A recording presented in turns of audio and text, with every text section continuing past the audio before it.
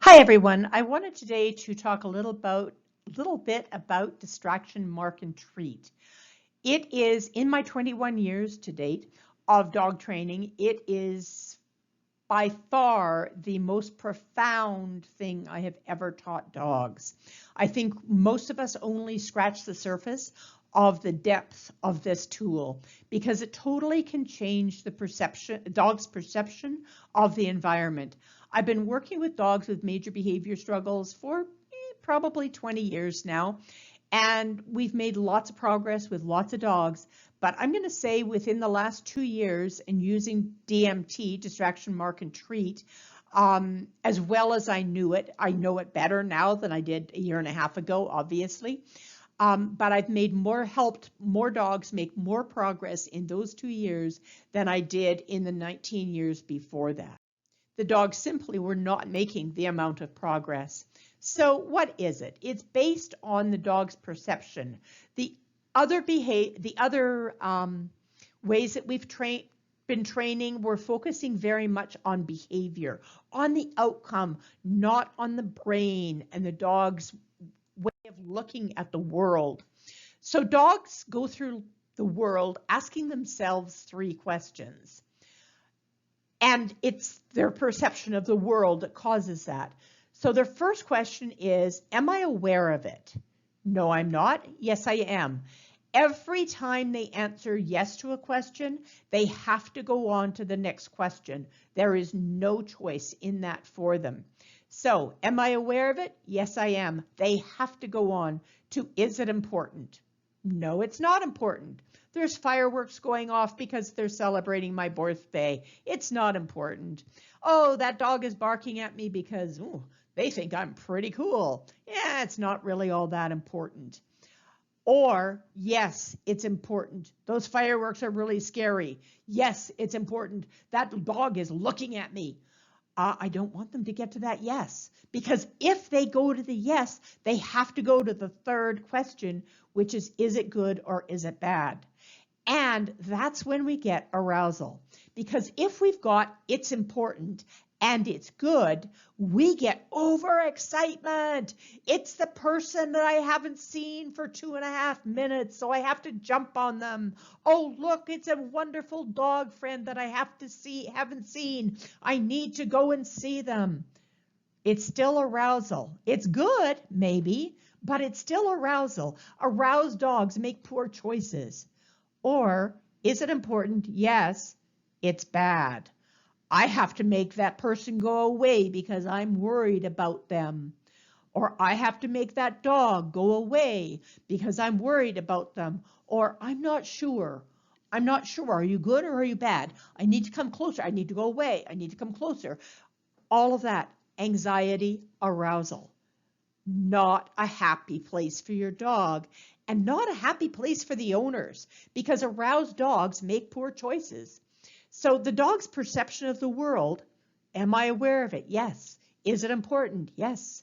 Is it good or is it bad? Doesn't really matter what they answer because the outcome is arousal. And as owners, we really don't want aroused dogs. We want calm dogs. So we need to change the answers to those questions that the dogs ask themselves. So, am I aware of it? I would love the answer to be no. But you know what? Most dogs are not deaf, they're not blind, and they do have a sense of smell. So they're going to probably be aware of things. But if it's yes, I'm going to say distractions happen. And I'm going to notice the distraction with the dog. I'm going to say, yeah, it's not a big deal. I'm going to feed you. So I use a marker. It's a calm marker said in a way I don't say any of my other words. It's nice. And I use that actually whether or not the dog is aware of it because they might be just a little bit aware of it. It is everything neutral in the world. It's the tree, it's the flower, it's the blade of grass, it's the lamppost, it's the parked car, it's the person at 500 feet. I say nice and I feed my dog because then I'm creating more, it's not that important. Even if they've answered yes, it becomes it's not important. I use nice rather than what I used to use with some of the other tools, a clicker or yes, because those tools tend to create arousal in the dog. When you click, most dogs are like, whoo, whoo, whoo, and it's such a sharp sound. And when we say yes or good, it tends to be very high. And I want everything to be calm. So I might say to my dog, you're a nice dog. But when I mark, I say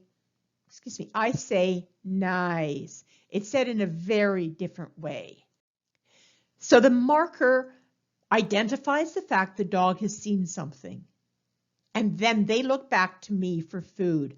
I actually say that word when they're looking away. Look at the tree, nice, get food. Look at the parked car, nice, get food. So am I aware of it? Yes. And that is just fine because I'm now creating, I'm aware of it, but it's not important because I'm getting food. It's not important. I'm getting food. It's not important. I'm getting food. Sometimes there's going to, that's really interesting. That didn't come up the right way. Sometimes it's going to go to yes, but it's what, you know what? Yes, it's important. Oh, but I'm getting food. And the next time it's going to be yes. Oh, that got me food. Oh, now it's not important because I get food. So that food is really important for helping keep the dogs calm. So if they get to yes, it's important or whatever, is it good or is it bad? I want to turn that to it's good and calm, and I'm doing that with my marker. Nice, it's good. Nice, it's good, you get food. Nice, it's good, you get food. Nice, it's good, you get food. Maybe it's bad. Oh, but I get food. So the more times I do this, the more I'm programming the dog to start to think that things are good, not bad, good and calm.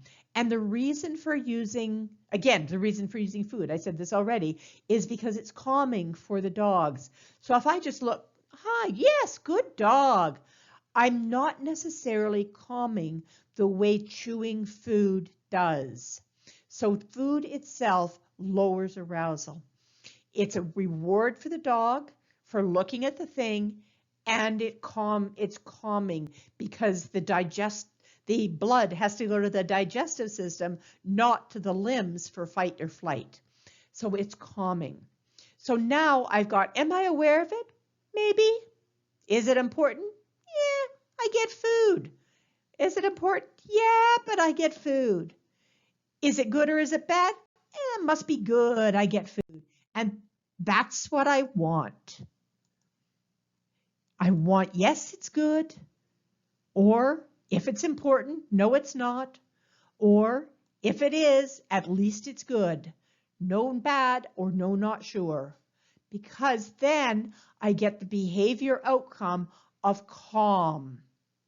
So rather than teaching the dog, which we used to do, look at me, look at me, look at me, and we may have had the dog's obedience in the fact that they were looking at us, but we didn't necessarily have their brain. Their brain may still have been thinking about that person going by, that dog who was barking at me, all of that stuff. With DMT, we actually change the perception of the dog because we're changing the answers of the question to the questions that they ask themselves. And the outcome is calm. It might be good, it might be bad, but I think it's good. I get food. It is powerful, powerful, powerful tool. So some pro tips. Most of the time, you are going to mark non-events that are unimportant. One of the biggest mistakes that people make, which is what we used to do with some of the other tools, which was mark only the important events. The dog sees a dog. Yes, feed. And somehow that actually became a trigger and increased arousal even more. And I think our body also increased arousal as we clicked or said yes. Anyway, we want to be marking non-events. For the first month that you use this tool, you are only marking non-events. I want it to be so solid in the dog's brain that when they hear nice, it means it's a non-event. And then you can start to add in some events. A dog at 50 feet. But for every event you mark, you have to try to mark 10 non-events. One of the biggest things that happens that my students will say to me after we go over this several times, after they've been using it for a while, is, oh, I was marking only events. You have to mark the non-events. You get to use their daily food allowance, walking through the streets, and sometimes eating out food, right? Sometimes treats, might be salmon skins, marking non-events most of the time. That is where this really, really works. And you really do get calmness. So the thing is that crap is going to happen. We are both emotional beings, us and the dogs. We are not robots, and things are going to go sideways. You have other tools in your toolbox as well. You have A to B, which is to turn your dog and go the other way, which you will have taught in quiet. Emergency U-turn, the same thing. All of those other tools you have for when things do go sideways. The other thing you get to do is you get to watch your dog's bucket. Because when your dog's bucket is full, maybe they played ball the day before, and then they had a rousing game of chase with a friend dog, and then they fence ran with another dog, and their bucket is full. And previously, they were able to walk by dogs at whatever distance, and today they can't because the bucket is full. The more DMT you use, the more you're emptying that bucket.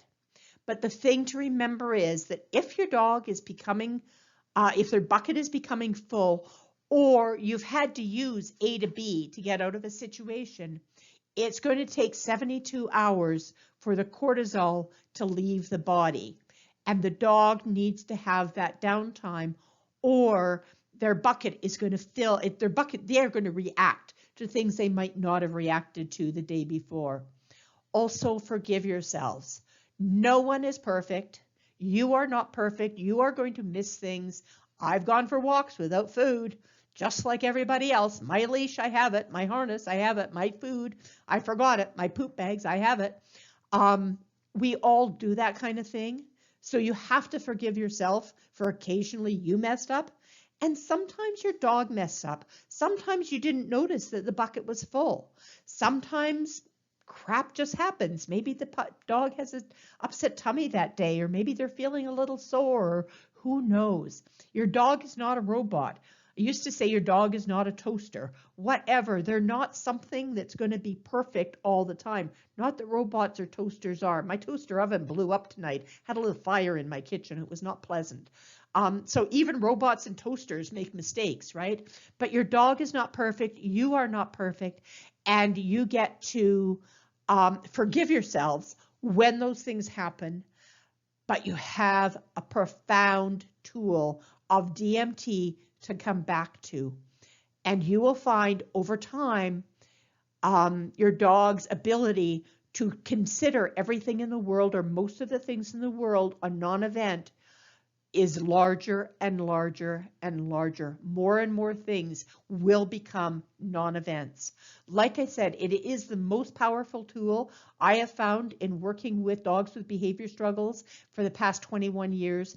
This is it. I don't think we've even scratched the surface of how powerful it is to work with the dog's brain rather than just the behavior outcomes. Yeah, I'm excited for the future of dog training and where we're going with behavior struggles because of tools like this. Remember, you can always ask questions. There's tons of information from me. Actually, this is an Absolute Dogs game. There's tons of information from Absolute Dogs on it. Go out and use it. It is powerful.